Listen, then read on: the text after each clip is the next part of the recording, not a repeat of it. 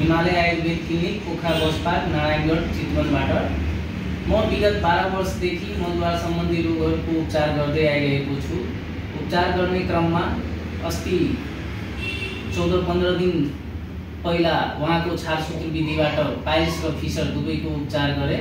अब उहाँसँगै केही कुरा गरिरहेको छु। तपाईँ आफ्नो सानो परिचय दिनुहोस्। नमस्ते, मेरो नाम कमल विक, मेरो घर चितवनमाडी। म पेशागत रूपले मेसिन अपरेटर। अनि पाइल्स र फिसरको उपचार गराउनु भयो, अहिले कस्तो अनुभव गरिराख्नु भएछ? अहिले धेरै सजिलो समस्या ठीक भयो। कति दिनमा रोग ठीक भयो? मलाई लगभग 10-15 दिनमा मेरो यो रोग निको भयो। अनि तपाईँ जस्तो बिरामीहरू त गाउँघरमा धेरै हुनुहुन्छ, उहाँहरूलाई के सल्लाह दिन चाहनुहुन्छ?